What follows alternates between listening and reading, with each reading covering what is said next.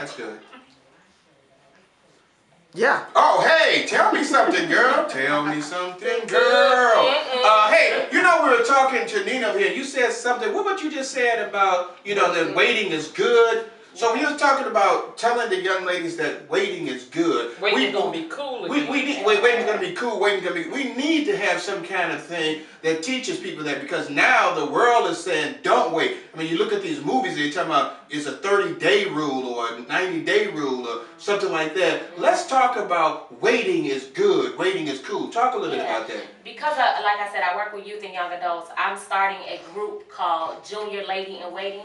I started a Facebook group a while back called Lady in Waiting for adults who want to rededicate their body, or even for those who have been virgins all their life and want to stay that, because we need that support system. We need each other. It's not always easy. But the girls need something too, the younger girls. So I'm starting Junior Lady in Waiting to show them that it's cool to wait. You know, we need to bring cotillions back where they dedicate their body and they do those type of things, and I'm the one to do it. So I'm starting this group. I'm going to actually start a group on Facebook, and then on my website I'm going to put it on there how people can be a part of it, how they can have someone to mentor them, to show them that if I'm doing it, you can do it. Tell them about where that website is at.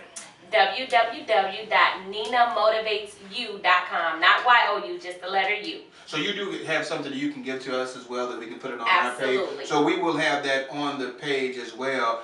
Hey, you know, one of the things that I just want to say, look like you had something to say there. Yeah, I want to chime in. Okay, well, chime in. She resonated with me. We grew up in the era of sub-debutantes and debutantes. We were, I can't say forced into cotillions, and I thank God my mother had us in that. We were in cotillion. We were the household that a guy couldn't come to the door and blow the horn. I mean, it's like, no, I have to see your face, even though my father, love you, Daddy, but my father used to say, I want to see that such and such face. He got to come to this door. If you dare run outside with somebody blowing a horn, I don't want to see you come back inside. And I mean, I thought, oh, Daddy, you so old-fashioned.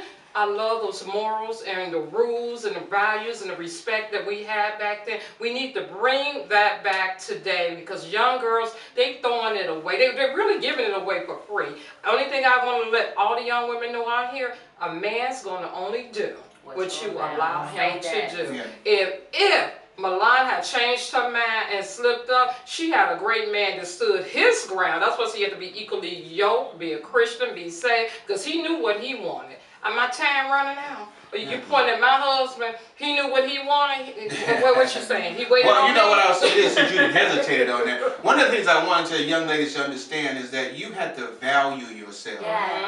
When we were growing up again, you know, there was a value, and men knew the women who had the value and who they were, and they knew the women who didn't. And they knew who they could chase after, because they knew who they could go after. You had the women who would do something and women who wouldn't. You have to value yourself more than just laying down. You have to have a value that you are worth what God said you're worth.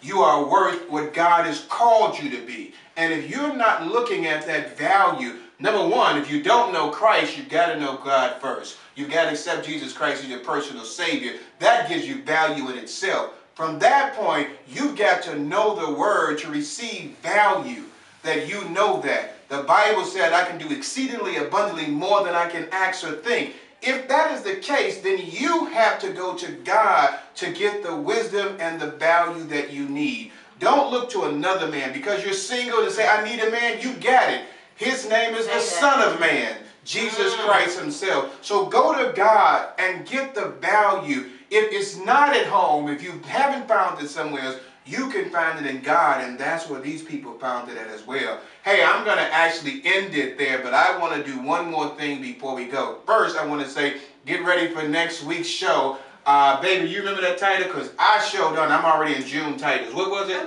It was, we got Cut them loose. Cut them loose. There you go. Cut them loose. If you're in a fairy tale is over. The fairy tale is over. So if you're in a relationship where you know that you need to let that individual go, and you just know you're living, you're shacking, you know you shouldn't do certain things, you need to cut them loose. I hope you'll listen to us next Tuesday at 7:30. But before I go, I want to do one thing personal here.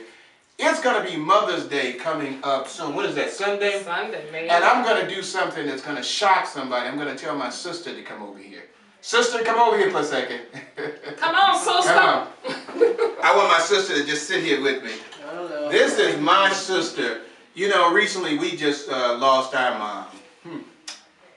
And she's been like the mother of the household. So I want to give a special Mother's Day wish to her for just holding the family together in this Mother's Day time. Hey, you got a lot of tears here. I just want everybody to do something real quick and just say, let's stay together. Can we do that? 1, 2, 3. Let's stay together. I love you.